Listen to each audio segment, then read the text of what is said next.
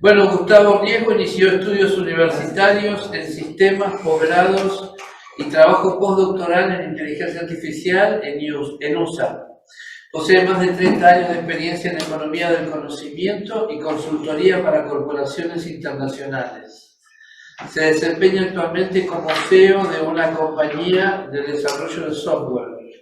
Es licenciado en filosofía con posgrado de especialización en pensamiento medieval y máster en filosofía de las ciencias naturales y cognitivas. Es candidato a doctor en filosofía en la UBA. Dirige la agrupación Aereopagiticum dedicada al Corpus Demisiacum y sus recepciones mediante herramientas de inteligencia artificial y humanidades digitales. Participa del posgrado de la Universidad Austral con su investigación doctoral sobre inteligencia artificial. Es profesor universitario titular de tiempo parcial, fundador de la Cátedra de Filosofía de la Inteligencia Artificial. Traductor y autor de libros y artículos, es miembro activo de la Comisión de Ética y Regulación de la Inteligencia Artificial en Argentina y Latinoamérica. Bienvenido, Gustavo, y gracias por la invitación. Gracias por la invitación, gracias a los sobrevivientes en esta segunda jornada. Este es un poco, a ver si esto sigue vivo, o se me comentó también. Bueno, vamos a... Lo que pasa es que no puedes hacer así. vamos a hacer así. Y listo. Bueno, el título de esto es Hypoiesis, transposición y mímesis entre narrativas de ciencia ficción y realismo en inteligencia artificial. Va a ser una presentación, espero que ajustada a tiempo, con una pequeña introducción para fijar definiciones de lo que estamos hablando.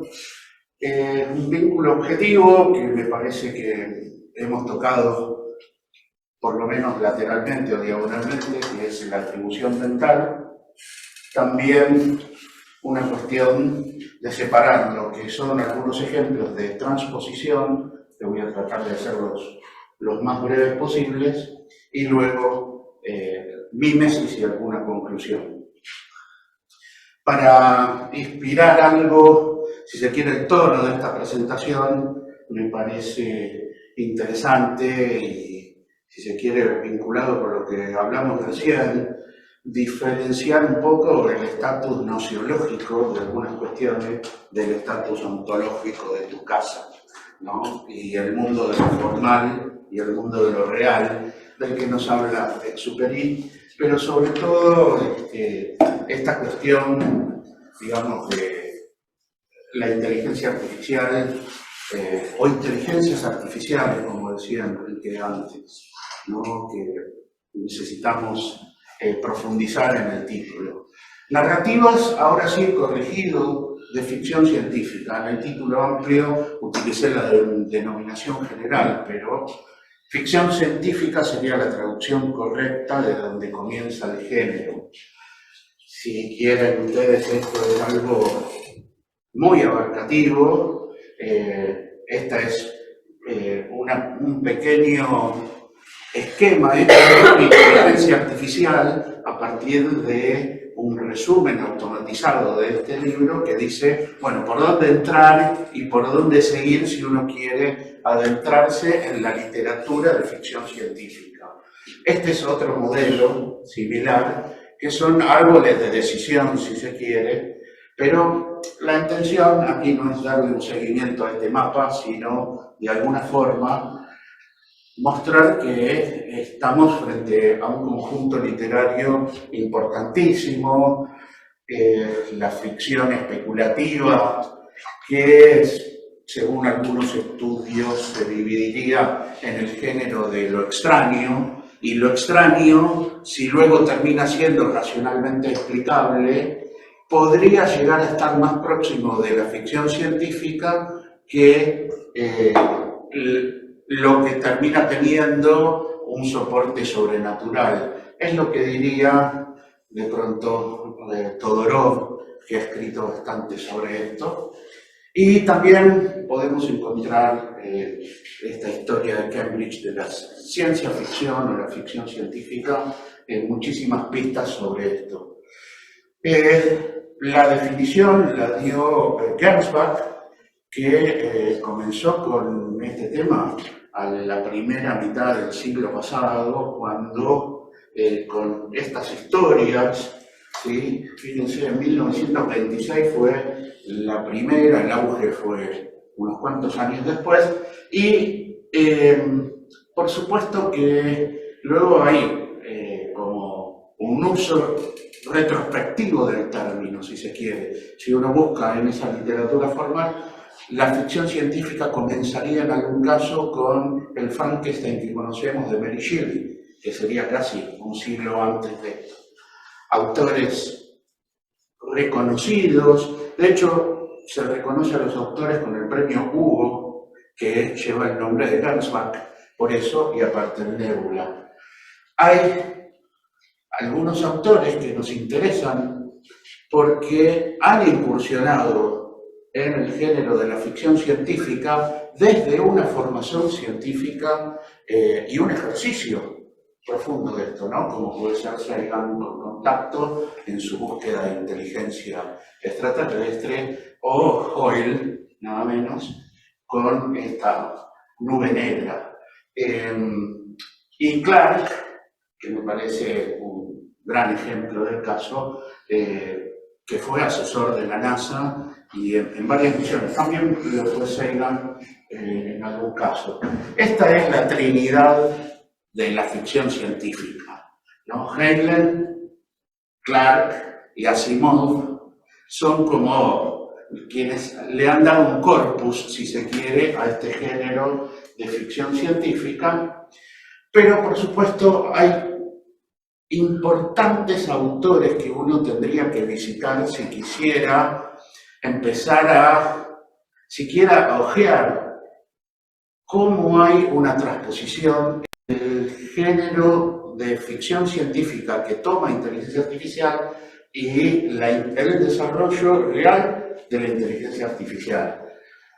Philip Dick, por supuesto, con su Sueñan los androides con ovejas eléctricas, que fue nuestro Blade Runner. Bradbury. Para mí, las crónicas de Hiperión, los dos primeros, son los que tienen la mejor representación de un combate entre inteligencias artificiales en relación a su posición con la humanidad y, por supuesto, predecesores del género, como Wells, con digamos, sus viajes interplanetarios, o, bueno, Verne, que es un clásico. Pero yo no descuidaría que más allá de lo que digan los textos formales de lo fundacional, digamos, tenemos a Talos, ¿sí? Que guardaba el puerto y era un robot creado, y esto no está propuesto dentro del ciclo mítico, ¿sí? Y después las maquinarias de Herón.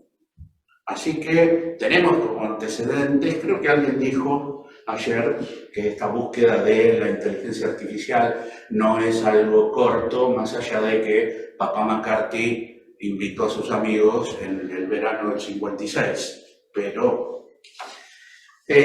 con relación a esto, esta es una nube de palabras hecha también con inteligencia artificial sobre qué temas tocan 2.500 libros de ficción científica, y le hace honor a una cierta realidad, que muchas veces esta literatura de ficción científica toca temas que son,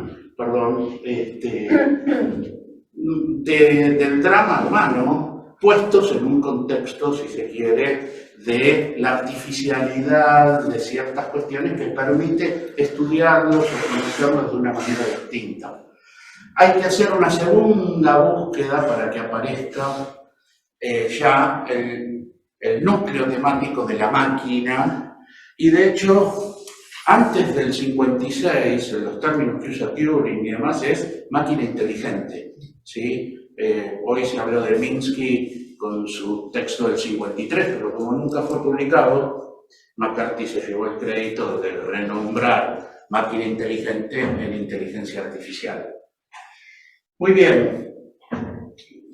Esto es un ejemplo de perogrullo, pero si me permiten, quiero hacer una diferencia. Esto ya es semántica pura, de con chocolate y de chocolate. Si se entiende esto, avanzamos entonces a decir, bueno, dentro de este género, ¿qué es literatura de inteligencia artificial a con? Descartando el con, nos quedamos con una ecuación que no es como la de Drake, pero más o menos nos lleva. Aquí hay unos 12.900 textos que tendríamos que mirar que tratan en ficción científica el tema de la inteligencia artificial. Pero bueno, como resultaba un poco mucho para los 40 minutos. iba a decir 50. Bueno, vamos. Pero bueno, Depende cuando me fui a otro género. O sea, aquí hay, nos escapamos un poco, no de lo literario, pero sí ya reformateado, una nueva, si se quiere, traducción al género cinematográfico. Desde 1927, Metrópolis, a 2024 hay 160 films que tratan de inteligencia artificial. Voy a hacer un descarte de algunos que, aunque traten el tema, me parece que lo tratan con un formato de historicidad pseudocientífica parecido a los libros de algún autor que está por ahí.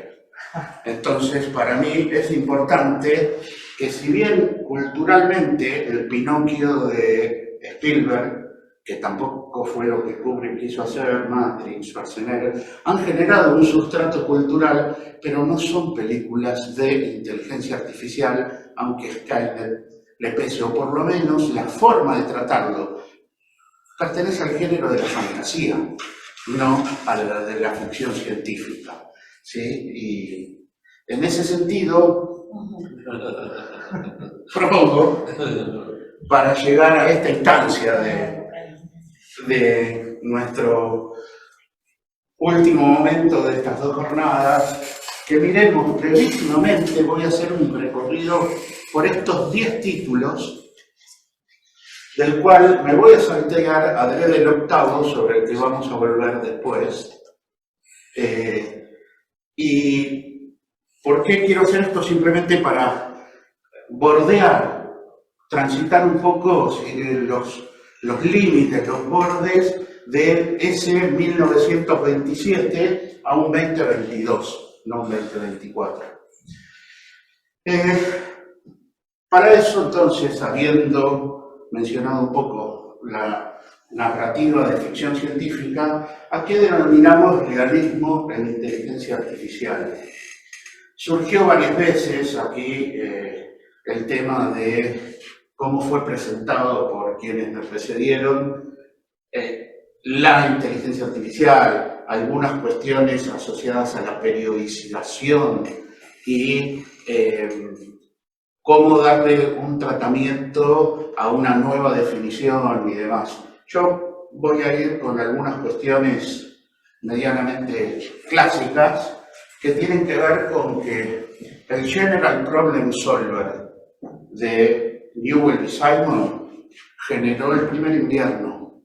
¿Sí? Ahí como que se acabó la etapa romántica de la inteligencia artificial, porque nos dimos cuenta de que los humanos no resolvemos las cosas transformándolas, con permiso, en una situación de lógica booleana o de procesos de inferencias parciales, como puede ser la máquina. Así que ese primer invierno fue un poco decepcionante, y cuando empezó a tomar un auge y viendo, como se mencionó ayer, una segunda aproximación más desde el macúleo y a lo neuronal, aparece el trabajo de Minsky-Papert, que dice que los perceptrones no pueden constituir compuertas de negación excluyente, NOR. Y eso echa por tierra de nuevo un segundo brote que hace, digamos, que aparezca ese segundo invierno. Ese periodo intermedio se lo denominó pragmático y hoy nos encontramos, algunos textos podrían considerarse del 2015-2016, es lo que se ha llamado la etapa realista, ¿sí? A partir de las redes neuronales convolutivas, recurrentes, posteriormente los transformadores. En este contexto, solo voy a ir, porque se habló bastante de John Searle y de la habitación china, a que nos dejó en esta mitad estas dos definiciones interesantes, ¿no? Que Searle, que es un filósofo que fue muy rechazado por el mundo, ¿sí?, contemporáneo de la inteligencia artificial en el aspecto de la ingeniería de producto, terminó bautizando dos alternativas, si se quiere, que es la fuerte y la débil. Volvemos a eso en un poquito. Tenemos otras coordenadas que son posteriores, que aparece la inteligencia artificial general y narrow, que traducimos como estrecha o particular, ¿no? Hoy estamos en el mundo de una inteligencia artificial estrecha y débil, o si se quiere pluralizar, inteligencias artificiales particulares y débiles, no porque yo de pronto adhiera particularmente a esto, sino porque me parece que está bueno utilizar los cuadrantes que tenemos y decir, bueno, es inferior a la humana. ¿En qué términos? Ya se habló de lo externalista, en cierto sentido hay resultados que son superiores, pero no habría una potencia final, más allá de engañar al test de Turing, que ya hemos dado vuelta a la página, no en seguir analizando el tema, sino desde las propuestas de Terry Winograd, por ejemplo, con los esquemas semánticos. Así que lo que sigue, digamos, en esta idea sería que hubiera una inteligencia general que ya no sería experta en algo, sino experta en todo. No sería como un individuo, sino como lo que pudieran hacer todos los individuos, concentrado en un solo, digamos, sistema. Minsky diría que podría ser agentes, un conjunto de agentes en lo que propone la sociedad de la mente. Pero definitivamente, si accedemos a la categoría fuerte, esto es lo que daría lugar a la superinteligencia, ¿no? Creo que por ahí aparecen en distinto orden, pero es ANI, AGI y ASI, como hoy se está denominando. Entonces, por un lado, estamos en una etapa que se consideraría realista por haber llegado a cierta cantidad de resultados, pero gran parte de la mirada está puesta en esto. ¿Por qué no solo los grandes núcleos de desarrollo van a la supremacía digital como un proceso asintótico o que realmente va a llegar? ¿Y por qué la recepción cultural de esto está tan amplificada? Ese es un tema que propongo recorrer con algunos de los ejemplos de imágenes. ¿Cuál es el vínculo objetivo que me parece que podemos encontrar entre las narrativas visuales de inteligencia artificial y este esquema? Es el de la atribución mental. Es decir, así es como, digamos, no podríamos abarcar hoy una descripción de teorías fenomenológicas, neurocientíficas, cognitivas, sobre lo que hoy, para mí, derivativamente se llama la conciencia. Me gustaría mantenerme en el terreno del inteligente, pero sí, de alguna forma, podemos ver que es un terreno que requiere la cooperación, colaboración o sobre todo la interdisciplina de una serie de aproximaciones parciales que en cuanto le empezamos a quitar alguno de estos aspectos, parecería que nos vamos sesgando en las conclusiones que damos. Y hoy este no es un asunto acabado, no es que alguien diga, como se puede decir, bueno, el área de von Wernicke hace esto, o el cerebro de Broca hace esto otro. Ok, ahí hay el signo impreso auditivamente, visualmente. Díganme dónde está la manzana. La manzana que todos entendemos cuando hablamos de la manzanidad, de alguna forma, y es algo todavía mucho por recorrer.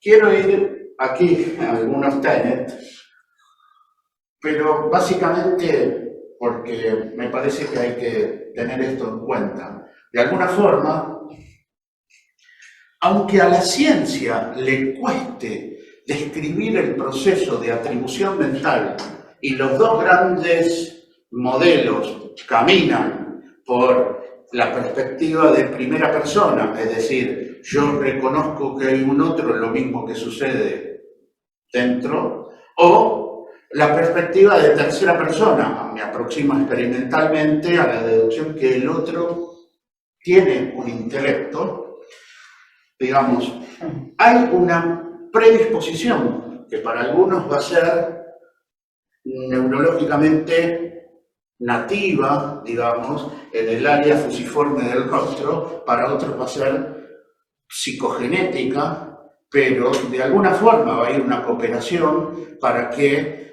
en el desarrollo ese bebé en formación comience a distinguir lo que son personas de cosas. ¿Y por qué hace esto? Porque las personas tienen un rostro y ese rostro tiene gestos, gestos que primero reconoce y después imita. Y esta situación nos predispone de alguna forma por dependencia social o por circunstancias psicogenéticas a un reconocimiento de que ese que gesticula, y ahora vamos al punto, emite palabras y recibo un lenguaje, es un igual, es un otro. Entonces, acá se nos plantea un primer problema cuando eso que me habla no es un otro, sino es un algo. Nuestro primer reflejo es que es un alguien.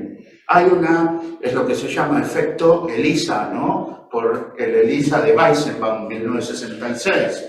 Hay una antropoformización inmediata del artefacto que no tiene intencionalidad, pero como usa el lenguaje, yo le asigno un estatus intuitivamente que necesita el desarrollo de un nuevo hábito para entender que eso que vengo haciendo en el pasado, durante quizás algunos miles de años, hoy ya no tiene el mismo sustento.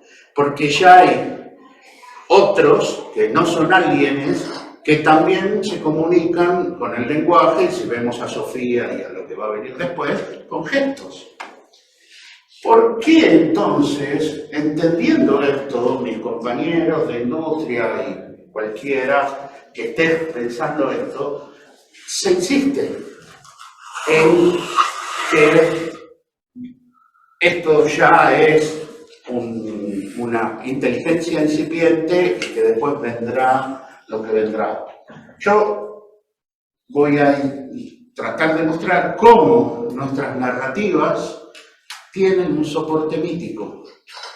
Trabajar con inteligencia artificial, exponernos a la inteligencia artificial, discutir de inteligencia artificial, lo que hace es ponernos en el terreno de las grandes preguntas que de pronto, si trabajamos en dinámica de fluidos, no aparece, o por lo menos no aparece en una filosofía de la física que no sea la ontología de la cuántica, que empezamos a discutir qué significa origen del universo. Pero estos temas nos exponen a un tratamiento mítico. Esto queda para otro momento. Para mí, estamos recibiendo una discusión que ya arrancó con alguna tendencia al utilizar términos prestados con una nueva inyección de significado que la filosofía analítica y el giro lingüístico le ponen, pero no tenemos tiempo. Solo quiero mencionar que Pandora fue hecha con fuego por Hefaistos, Pigmalión hizo a Galatea con mármol, el rabino Le hizo en Praga al golem con barro, y el doctor Frankenstein hizo a la criatura, que no tiene nombre, con partes humanas. Pero todos estos relatos que estoy rescatando de un acervo importante comparten esta trama que van a encontrarla ustedes en aquellas cuestiones que hayan visto de la filmografía que presento o la podrán ver después. Primero, toda la historia comienza con un desafío prometeico, si se quiere, al status quo. Luego hay cierto conocimiento técnico que no todos tienen. Después hay un desarrollo que se da en secreto. Y no tanto porque ese conocimiento no todos lo tienen. Y aparece el factor falla. Vamos a decirle el factor X. No quiero decir, no, pero lo que pasa es que Igor tiró el frasco con el cerebro. El factor X. ¿Qué pasa después en todos en estas texturas de rango mítico? El resultado es algo no esperado. Hay un daño colateral, incluso un daño primario del propio creador perseguido por la criatura. Hay un enfrentamiento directo, ya más amplio, entre género, y el final no es el eros consumado. No hay una situación de eros consumado en alcanzar el objetivo que se buscaba, sino hay un rango que va de la decepción al horror. Esto lo podemos ver en este arco argumental. Estoy en la mitad de mis 40, ¿no? Está perfecto. Gracias. En este rango argumental, que es, digamos, vamos a ir directo, Metrópolis 1927, la esposa, digamos, de Fritz Lang, venían juntos de un viaje a Nueva York del año anterior, y ella escribe, Thea, el guión, digamos, de esto, que nació. De alguna forma, la distopía que presenta Metrópolis, por las fechas nada más ya vemos que es antecesora de todos los que para nosotros dominan, perdón, para mí al menos, dominan este género, ¿no? Como El Mundo Feliz, 1984, y Fahrenheit. ¿Qué nos presenta el Metrópolis de Fritz Lang? Primero, una propuesta de transhumanismo porque consigue replicar a María, tal como está la protagonista, la heroína del film, en un robot María que se ve ahí. Hay alusiones religiosas enormes, en las que no puedo entrar, y políticas, una aproximación dialéctica tremenda y una resolución sintética muy hegeliana, pero están muy explícitas las propuestas de mito por cómo se aborda visualmente con explicitación. Aparece en un momento una máquina que lastima a los obreros y el protagonista dice, es Moloch. O sea, literal, no es sujeto a una hermenéutica compleja. Bueno, el ejemplo en este caso, más que replicación, es sustitución. Es la hipálaje de la Eneida, ¿sí? Iban oscuros, etcétera, que a Borges le gusta tanto el Iban oscuri por ese cambio, ¿no? Ese desplazamiento que le pone, como si cuando decimos, la valiente espada del rey. El valiente es el rey que le empuña, pero poéticamente decimos eso, y científicamente, ¿cuántas veces hacemos este desplazamiento epistémico? Qué bonito. Bueno, nada atrasa tanto como el progresismo, es una cosa que podemos ver ya con cierta realidad, y la propuesta es una propuesta pascaliana de que el corazón es el intermedio entre las manos, que sería el artefacto, y el cerebro, que sería la ciencia que ahí aparece, pero también es la síntesis dialéctica de... Es como los Morlocks y los Elohim en La máquina del tiempo, los Morlocks que viven abajo y se comen a los rubios enemistas. Perdón, esto es una referencia a lo bueno, esta es El planeta prohibido es una adaptación de La tempestad de Shakespeare.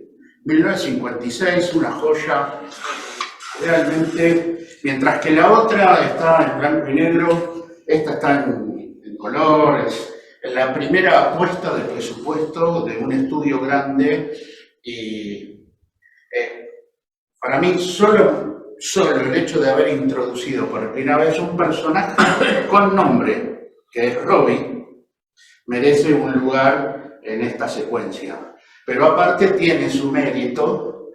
Básicamente lo que propone es una tecnología como extensión de la racionalidad. Y a mí me encanta esto para la inteligencia artificial, como extensión de la racionalidad, del constructor que formaliza en el modelo y del usuario que repone el significado cuando recibe los signos que el GPT no sabe qué está haciendo y el que lo lee sí. Los sueños de la razón, que estaba acá y no lo mencioné, pero bueno, no importa. Goya, que los sueños de la razón engendran monstruos, está perfectamente representado en El planeta prohibido con una máquina en donde se conecta y el usuario y consigue materializar el pensamiento. Esto de materializar el pensamiento tiene mucha conexión con lo que venimos discutiendo de la ontología de lo formal, ¿no? Bueno, lo el precursor, y este es otro signo importante de que no podemos olvidar que el desarrollo de la inteligencia artificial fue también una carrera. Las dos grandes competencias después de la nuclear fueron el espacio y las computadoras. En ese terreno aparece aquí el tema de la inteligencia artificial como un arma que, bueno, en mi caso, yo leí este libro, esta es una foto, de mi libro cuando tenía 11 años, llevo esto conmigo. Esta es la película, ¿sí? No envejeció, 1968, Kubrick, todo. HAL, yo estuve en 1996 en Urbana, cuando se celebró el cumpleaños 0 de HAL, fue un hito. ¿Y qué es lo que propone esta narrativa? Primero, habla claramente de módulos neuronales, de estados sólidos, si se quiere. Por supuesto, es ficción científica, pero habla de módulos neuronales. Esta escena de la desconexión de HAL, yo les confieso que leí el libro no menos de 20 veces y la película de la vista 10 me pone mal. Yo sé que HAL es un artefacto sé que ese artefacto, por un problema de conflicto de instrucciones, mató a 4 miembros de los 5 de la tripulación, pero me da pena. Yo tengo un efecto Elisa encima importante, pero me da pena, pero les digo que así se me brillan los ojitos cuando muere Hal. En realidad queda en estado vegetativo. Pero bueno, hay una frase al principio que es tremenda cuando a Hal la entrevista un periodista de la BBC, que es cómo se introduce el personaje, porque los Bowman y Poole dicen que ellos no saben si realmente es consciente o no, no lo pueden decir. Y Hal, entrevistada por el periodista, le dice: yo estoy funcionando al 100% en todos los aspectos que requiere esta misión. Es todo lo que una entidad puede aspirar a ser. El rango ontológico de ente para un artefacto es un imposible. ¿Sí? Es partes extrapartes. ¿Sí? Hay un funcionamiento, hay una conexión funcional, pero no es un ente. Por otro lado, la neurosis es el tema, no voy a insistir con esto, hay que mirarla, y la retrospectiva la hice al principio. Colossus, el proyecto Forbin, nos movimos apenas pocos años. La diferencia parece mucho más vieja 4 años después que el diseño de HAL, 2 años después del estreno, parece mucho más vieja, pero se usaron máquinas reales, a diferencia de 2001, que salió, digamos, de un diseño tremendo, y hay alguna otra cosita que le sobraba de algún otro set, pero primero habla de una arquitectura paralela. Esto es, en ese momento había computadoras, digamos, grandes, pero el problema central que toma la película y que es el debate que hoy nosotros tenemos es esta diferencia. ¿Cómo uso la instrumentalidad de la inteligencia artificial en términos de ponerla en cadenas de valor, si como ejecutante o como decisor? Y para esto tenemos un montón de hipótesis, ¿no? Man on the loop, man over the loop, man out of the loop. Es decir, ¿dónde ubicamos al humano con relación a una cadena de agencia en donde la máquina tiene que ejecutar o le vamos a dar alguna parte de la decisión? ¿Aprueba o no aprueba un crédito? ¿Da o no da un tratamiento oncológico? Ahí está muy bien tocado porque, bueno, aparece el problema de la ciberseguridad en inteligencia artificial, muy bien presentado. O sea, ven que hay préstamos y devoluciones entre estas narrativas y la realidad actual o la realidad de ese momento extrapolada muy bien. Aparece el aprendizaje de máquina como un tema que ya está en el documento de McCarthy. McCarthy habla de lenguaje natural, habla de aprendizaje de máquina con los mismos términos que lo usamos hoy, nada más que había que animarse a hacer eso cuando todavía estaban metiendo clavijas en agujeritos y programando en binario, ¿no? Bueno, y la diferencia entre el modelo y la realidad, mapa y territorio. Fíjense cómo se fue asentando en la escalada de la Guerra Fría, cómo aparece lateralmente, Juegos de Guerra termina siendo una de las, para mí, películas más realistas en este sentido. Si bien la tecnología de Whopper no es precisa, sí representa todo lo que puede hacer la WOFI. Término, digamos, que nosotros usamos hoy para referirnos a la inteligencia artificial que se dice simbólica o lógica. ¿Sí? Para mí toda es simbólica o sígnica. Acá tenemos un problema de traducción tremendo. El symbol inglés, la mayoría de los textos lo traducen como símbolo, y no es así. Hay que traducirlo como signo. Symbol digamos, para nosotros, si lo hacemos literalmente, sería símbolo, que es un tipo especial de signo en el concepto triádico de Peirce o de cualquier otro que queramos tomar. Pero bueno, este aprendizaje de la máquina que decide no lanzar la Tercera Guerra Mundial a partir de aprender de que en el tatetí no hay una estrategia ganadora, está muy interesante. Los invito. Cada una de estas 10 películas realmente tiene mérito. No les traje las 130. Y creo que vale la pena verla. La linealidad de la heurística, simbólica, insisto, es cíclica. El debate, confianza, sospecha. Sobre todo, al Colossus del problema anterior lo hace mucho más realista, y el problema de la percepción. El hombre detrás de las pantallas no podía decidir, hasta que no llamó por teléfono a alguien, si realmente estaban cayendo las bombas rusas o lo que estaban viendo, la máquina que lo interceptó, era el simulacro que estaba en la computadora y no afuera. Muy interesante esta propuesta.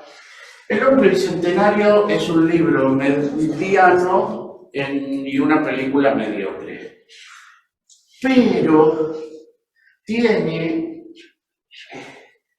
algunas cuestiones que son, me parece casi simbólicas. Por ejemplo, el robot que es creativo fabrica relojes. Un robot que es eterno. Desde el sentido de la máquina es eterno. ¿Y qué fabrica? Relojes. Por supuesto, un robot que hace arte y que se hace rico, porque el dueño consigue que los derechos de lo que produce le vayan a su persona. Voy a usarlo doble entrecomillado. Por otro lado, aparece el tema de la incomunicabilidad en distintos aspectos de los diálogos. Y, por supuesto que, bueno, yo voy refiriendo textos que aparecen acá. Después Claudio les hace llegar la presentación. Gracias. Porque si no nos vamos del tiempo, pero me parece que Perlman en esto toca un nervio, y fundamentalmente este robot que se considera persona a sí mismo no cesa hasta que consigue ser declarado como persona. Hay dos momentos que son muy interesantes en la semántica de esto. Por un lado, que cuando consigue ser declarado como persona, deja de referirse a sí mismo como uno y empieza a tener su nombre, ¿sí? Y el nombre que le dan es el que usa. Eso está bien logrado, es un gesto interesante de la individuación de personas, si se quiere. Podríamos irnos acá hasta Gregorio de Niza, pero flota. Y después, por otro lado, el robot termina asumiendo que para ser completamente persona tiene que morir. A veces es como que estas elipsis que vuelven, ¿no? Cuando habló Celina Dulce, del transhumanismo y la búsqueda de trascendence y cargarse en una máquina. Yo digo gente que no trabajó con máquinas, pero bueno. En fin, vamos. Esto pasamos de la atribución mental a un paso más, ya es la atribución emocional. En la relación que se construye con Samantha, que es el nombre que le da, digamos, el protagonista a su sistema operativo, es súper interesante. La verdad que Joaquin Phoenix está bárbaro. Se confiesa que es una arquitectura neuronal paralela. Acá podemos discutir un rato del obispo de Berkeley, si se quiere, con el S. Percipi. Lo de la simulación de la libido está muy bien logrado. Hay, digamos, enamoramiento y hay sustitución de artefacto en la extensión de la máquina en una persona suplantatoria de la relación física que busca establecer el personaje. Y el lenguaje de los sentimientos atraviesa toda la película porque él se dedica a contestar cartas de amor o cartas sobre, digamos, de la página sentimental. Ex Machina, lo dejo para el final, nos salteamos ese 2000, hay una, depende a veces dónde se lanza una película, pero 2015, si tomamos ese año, fue el año que más películas se lanzaron de inteligencia artificial, 9. 9 películas salieron al mercado. Westworld, me parece que yo fui a ver esta cuando era chico, en 73, sí, Enrique. Jules Briner, espectacular. Los robots estaba muy bien hecho, con escenarios que parecían de Irving Allen, ¿no? El túnel del tiempo. Almas de metal, en España el nombre que se llama. Ok. ¿Pero también es historia? Westworld, claro, retoma esto por HBO, una producción excelente, en miniserie, 5 temporadas, solo la primera vale y la segunda un poquito, el resto se va al cuerno. La teoría de la mente bicameral me parece que está apenas mencionado y tiene por detrás, como cuando en Arrival, en La Llegada, mencionan a Sapir-Whorf. Claro. Estas cosas son... Alguien se puso a estudiar antes de hacer una película. Eso es interesante, ¿no? O sea, y este lenguaje del poeta que ve o intuye un poco más allá del marco científico que nos imponemos para trabajar. Luego, el debate libre albedrío, resulta que todo el parque de diversiones que pensamos que era un experimento tecnológico termina siendo en realidad un experimento antropológico para estudiar las reacciones de los humanos y no el comportamiento de los robots artificiales. Último, Devs. Es de Alex Garland, el mismo realizador de Ex Machina, en la que voy a entrar. Devs tiene un título capcioso ya, en su grafía, en su propuesta visual. Esta estética del personaje no es casual. Hay un jardín del Edén por ahí y hay un laboratorio oculto por allá. Esta representación se parece muchísimo a la máquina de IBM, a la cuántica, ¿no? Muy bien. Las discusiones de los actores sobre temas determinismo, indeterminismo, ontología de la teoría cuántica, que la interpretación de Copenhague, que la caída de la función de onda, Born, universos paralelos, está perfectamente entramado. Me quedan 5 minutos. Muy bien.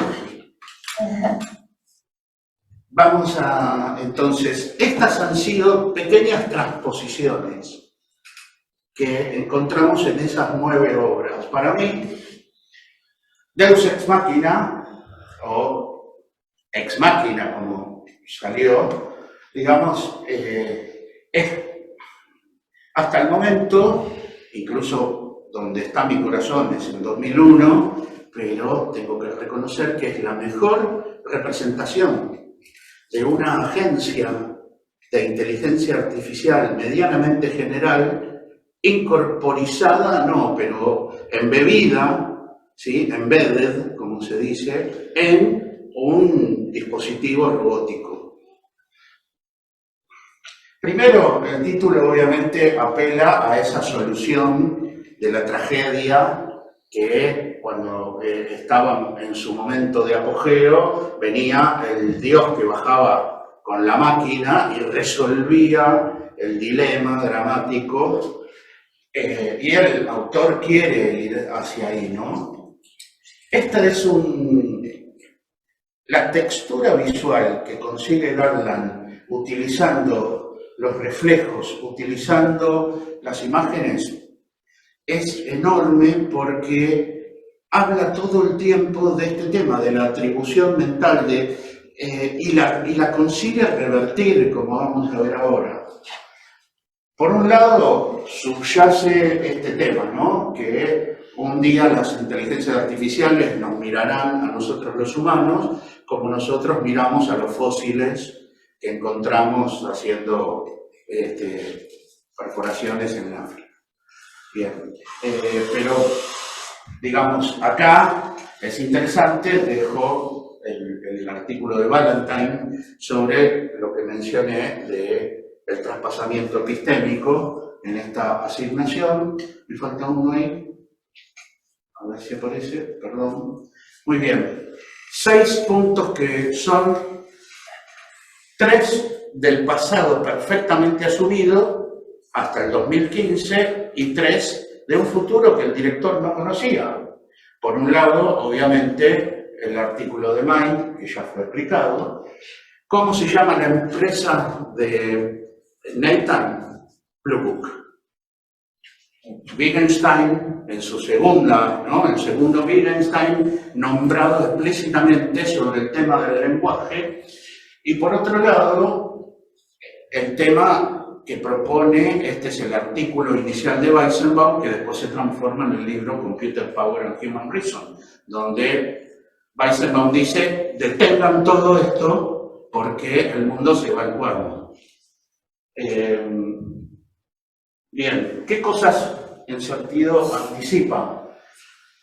Se menciona el Go como un non plus ultra y en el 2016, 2 años después de que se hizo la película, ganó AlphaGo, con retoques, por lo que yo entiendo, con retoques. No fue solo el modelo, pero ganó en buena ley.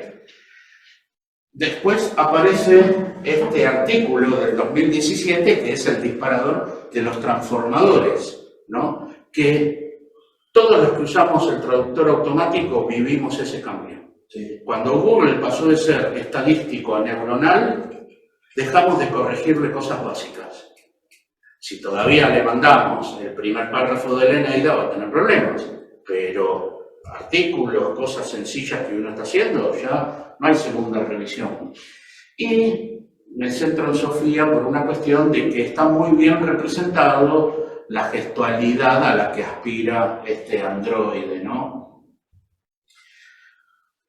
Voy a dejar algunos diálogos que son interesantes, la referencia a Lewis Carroll, por ejemplo, por el que vemos cuando interactuamos a través de esas transparencias que tiene el laboratorio. Yo lo he denominado así, son como frascos o vidrios de Petri y ratones en laberintos de vidrio. Y toda la interacción entre los personajes, que el programador le tiene que hacer un test de Turing, pero aumentado, porque está visible, no hay ocultamiento como en la formulación original. A quien está testeando está visible, pero bueno, ¿qué sucede? Esa intercomunicación está buscando un objetivo que el director presenta casi sobre el final de la película, que es al revés, es la máquina volviendo a engañar al hombre, pero no ya para que la reconozca como máquina, que eso fue desde el principio, sino para que la deje libre. Pues termino con esto. Tanto consigue perpetrar esta elipsis que el protagonista busca en su corporalidad prueba de que no sea él mismo una máquina con memorias implantadas, como por ahí se dijo ayer o hoy, que no seamos nosotros mismos parte de todas esas cuestiones nociológicas que son importantes. Y hay algo que es interesante, que está explicitado allí, que es, perdón que esto se superpuso, es el experimento mental de lo que Mary no sabía sobre los qualia, ¿no? Que es tan importante a la hora de ver a Ada dentro del laboratorio y fuera. El director lo expresa con todos los colores y con toda la vuelta. Conclusión. Ahora sí, volvemos a Kubrick. Garland hizo una muy buena película. Kubrick dice, el realismo es probablemente la mejor forma de escenificar argumentos e ideas, pero la fantasía, leamos ficción científica, puede trabajar eso que es la parte que, insisto, que está detrás de todos estos argumentos que vimos, que es el sustrato mítico. Para mí hay dos formas de abordar esto. Fíjense explícitamente lo que dice Caleb. Si creaste una máquina consciente, no estás en la historia del hombre, estás en la historia de los dioses. Y se habló un poco, algo de esto ayer con Church y Post, pero hay que ir a los estatutos de limitación. La ficción funciona porque el oxímoron de inteligencia artificial se mantiene sobre lo externalista cuantitativo, porque hay una igualdad entre lenguaje y lingüística, porque se concibe el objeto, la cosa como objeto fenoménico. Está a partir de esa matriz analítica la idea neokantiana. Artefacto y sujeto están nivelados y propósito está nivelado con intención. Ahí hecho a Julián, le pregunté por eso. Mantenernos en una definición analógica de la inteligencia artificial digital nos permite agregarle lo interno cualitativo, captar la reduplicación sígnica que sucede cuando el modelo transforma el lenguaje en matrices probabilísticas que se calculan con el teorema de Bayes y un recorrido algorítmico. Nos permite mantener una taxonomía que separa el dato de la información, del concepto, y corto con esto. Esta es una invocación a que, bueno, una parte más filosófica tenía que tener. Tiene que estar Platón, si no, no es filosofía, ¿no? Pero bueno, hoy lo que muchos dicen de GPT, Copilot, Gemini, Claude, etc., está escrito acá, en el Fedro. Cuando al ateo que inventó la escritura, Sócrates le dice: nos metiste en un problema, porque ahora mucha gente que no sabe va a dar apariencia de saber porque escribe. Y bueno, estos tenían que entrar de alguna forma, pero bueno, nuestro lema es más humanos que los humanos. Muchas gracias.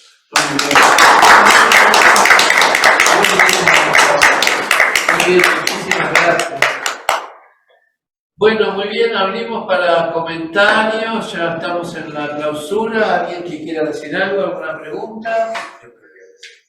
Sí. ¿Enrique? Sí. Muchas gracias. Me ha encantado. Me tendrás que hacer llegar, probablemente tendrás que hacer llegar la charla. Habría muchas cosas que me gustaría hablar contigo. Bueno, imagino que lo hacemos Con gusto. Yo por tapas estoy... Porque no, es que además el enfoque que se Un da en Rioja. la literatura de ciencia ficción me apasiona porque soy también un gran aficionado. Bueno, creo que menos que tú, pero me ha gustado sobre todo mucho una cosa que yo estaba echando en falta en algunas de las discusiones que hemos hecho y en las que he insistido. Y es todos los casos, o prácticamente todos, quizás algo de los que tú has ilustrado por las películas y las novelas de ciencia ficción, lo que hay es un acto de rebeldía por parte del ingenio. El ingenio se rebela. Y esto conecta con una cosa que no se ha destacado suficiente en el artículo de Seattle, y es la intencionalidad. Es verdad